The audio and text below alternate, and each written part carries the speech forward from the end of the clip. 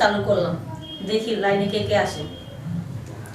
হ্যাঁ বন্ধুরা, তোমরা যেখানে থাকো না কেন তাড়াতাড়ি লাইফে জয়েন করো।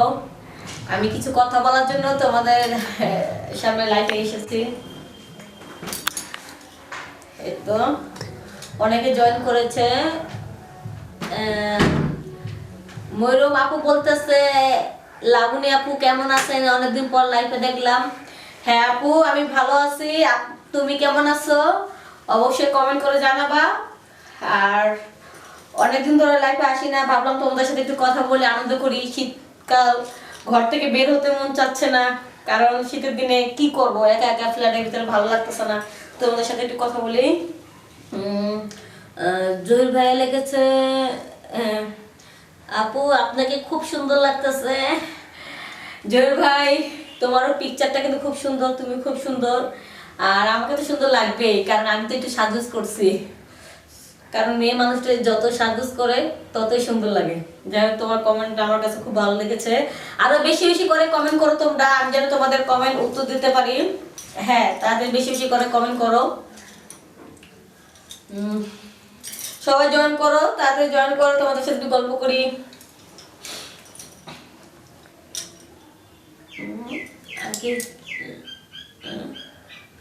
কি লাগছে?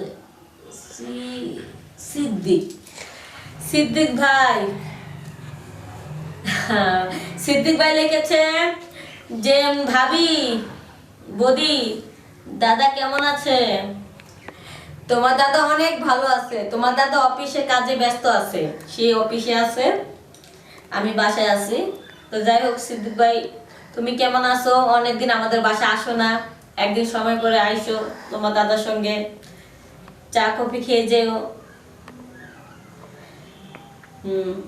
তারপরে আরো দেখিনি। জন্টু মাসি, জন্টু মাসি, এই তো তুমিও আমার লাইভ দেখতেছো জন্টু মাসি। জন্টু মাসি লিখেছেন, কি হলো লাবণী, তোমাকে না আজকে খুব হেভি লাগছে।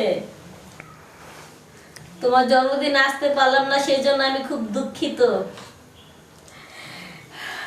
সমস্যা নাই মাসি, আবার পরবর্তী বছর যখন জন্মদিন হবে তুমি তখন আসবা, কিন্তু এবার আসলে কিন্তু আমি খুব খুশি হব।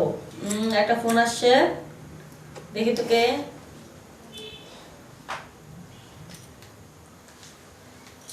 বাটন সেটটা একেবারে কাজে করতেছে না তুমি। তার আর কে কে জয়েন করতেছে দেখি তো।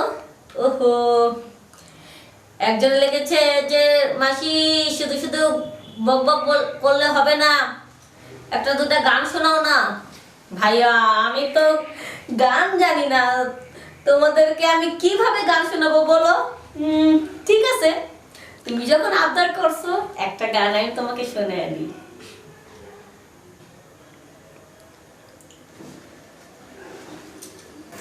যদি আরেক জনম আমি পাই গো, সেই জনমে তোমাকে চাইব। যদি আরেক জনম আমি পাই গো, সেই জনমে তোমাকে চাইব। এই জনমে তুমি হলে না আপন, প্রেমের নামে শুধু ভেঙে দিলে মন। বিধির কাছে সবই কইব, যদি আরেক জনম আমি পাই গো, সেই জনমে তোমাকে চাইব। যাই হোক দাদা, আমি কিন্তু গানের শিল্পী না, আমি গান শোনালাম। আর একজনে কমেন্ট করছে, বদি তোমার মুখে গান শুনে তো আমার খুব ভালো লাগছে, শরীরটা একেবারে গরমে চাঙ্গা হয়ে গেল। ইস রে দাদা, তুমি যে কি কমেন্ট করো, তোমার কমেন্ট দেখে তো আমার শরীরটা একেবারে চাঙ্গা হয়ে গেছে গা। আজকে এখন যদি এই মুহূর্তে তোমার আমি আমার এই রুমে পাইতাম, ভালো করে কথা বললে সময় কাটাতে পারতাম। যাই হোক, আরো অনেকে কমেন্ট করেছে, কমেন্টগুলো আমার পড়তে হবে। আসলে কি, তোমাদের সাথে মাঝে মধ্যে লাইফে আসলে আমার যে খুব আনন্দ লাগে। কি করব বলো, নতুন বিয়ে শাদী হয়েছে, বাচ্চা কাচ্চা হয় নাই, একা একা সময় কাটে না। আর ঘরের কাজকর্ম তো সব কাজের বুয়ারাই করে। আর একজন লিখেছে, বৌদি তুমি তো গান শোনালা, যেহেতু একটু ডান্স দেখাতে পারতা। দাদা তোমাকে যে আমি কিভাবে ডান্স দেখাবো, কারণ সাউন্ড বক্স ছাড়া তো ডান্স জমে না। তো সাউন্ড বক্স তো অন্য রুমে, তো এখন আর অন্য রুমে যাবো না, তোমাকে আমি একটু হালকা পাতলা ঝাঁকি দিয়ে দেখাই দিই। হ্যাঁ, ঝাক্কা ঝাক্কাতে হো তুলানা, মন বলো মন বলতে হো ছক্কানা, মেরা পাই পাই পাই, হেইয়া দুইয়া এক দরবার না চাই চাই চাই। যাই হোক দাদা, তোমার মনটা ঠান্ডা করার জন্য আমি এতটুকু ডান্স করলাম, তুমি কিন্তু আবার অপছন্দ করো না, ঠিক আছে?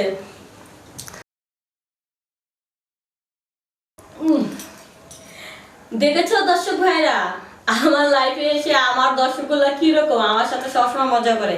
তা যাই হোক, তোমরা যে যে ধরনের কমেন্ট করো না কেন, সবার কমেন্ট পড়তে আমার খুব ভালো লাগে, তোমাদের সাথে কথা বলতে আমার খুব ভালো লাগে, মাঝে মধ্যে এসে আড্ডা দিতে আমার খুব ভালো লাগে।